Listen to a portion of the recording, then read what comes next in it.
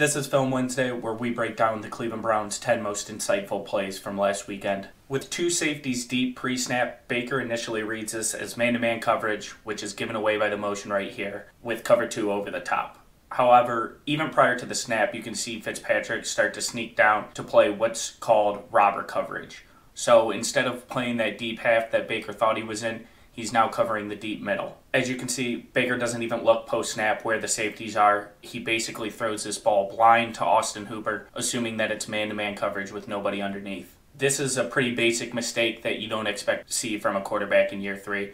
This is something that maybe a rookie quarterback makes, but it's disappointing Baker's making it at this point in his career. Not as costly as the interception, but here's another example of Baker not making the right read. On this play, Stefanski is attempting to put the zone defense in a bind by sending two people into the same zone and making the linebacker choose who to take. The middle zone linebacker takes Hooper, and there's a throw available to Bryant. Mayfield locks into his receiver too early, rifles the ball to a covered Hooper, and it's an incompletion rather than a sizable gain if the ball went to the right place. Here's something where Baker's height makes an impact. He gets the rush from the outside, steps into the pocket. As he steps into the pocket, look at Jarvis Landry over the middle. If Mayfield's 6'4", 6'3", he can probably drop this off to Juice for a first down. Instead, it's a sack. You can make up for the height difference in other areas of being a QB, but Mayfield wasn't doing that either in this game.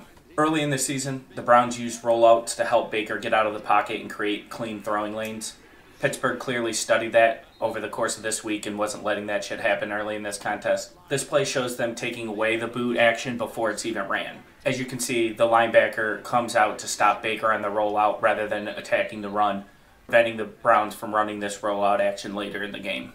Here's a great example of the Browns coaching staff scheming up additional yards. After all this pre-snap notion, look at the numbers at advantage, and just as importantly, the angles that the Browns create in the run game. Everyone has a favorable advantage to block up all the way until the safety. With good blocking, there's essentially no way that this isn't going to be a solid game. Hunt gets 10 yards, but if he was able to make just one more guy miss, it could have been much more than that. Not sure what was going on with the snap count yesterday, but the Steelers definitely had a read on it. TJ Watt in particular seemed to know exactly when the snap was coming. On this first play, watch how fast Watt is off the ball. Now, he's always quick off the ball, but he's definitely not like that. And then on play number 2 here, watch the incredible jump he gets straight up, getting a running start at the line of scrimmage before the play. That only happens when you can read the snap count, and the Browns were clearly giving away something on Sunday. The Browns' run game clearly missed Wyatt Teller yesterday. Hubbard finished with a run blocking grade of 40.5 according to PFF.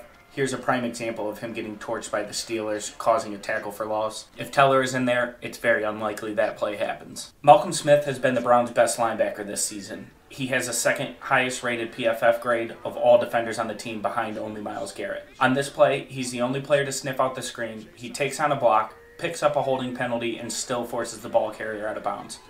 This is picture perfect how you want your linebackers to play a screen. I'm just not sure how many different ways I can say that Myles Garrett is dominant. So here's a clip of him splitting a triple team and still getting a sack. With all due respect to Sheldon Richardson, Larry Ogunjobi, and everybody else on that line, he's the engine that makes this defensive line work. Sendejo and Redwine consistently miss tackles all day in this game. It's tough to be effective as a defense whenever you're giving up extra yards like this. Watch on back-to-back plays here how first Redwine fails to even slow down Connor as the Steelers pick up a first down thanks to a missed tackle. And then on the second play, Sendejo gets completely free on a blitz, should have the ball carrier down in the backfield, but instead it's a 6-yard run because Sendejo simply gets juked out of his shoes. That's everything. Make sure to subscribe, rate, review, and make sure to check in next Wednesday for another breakdown of Browns film.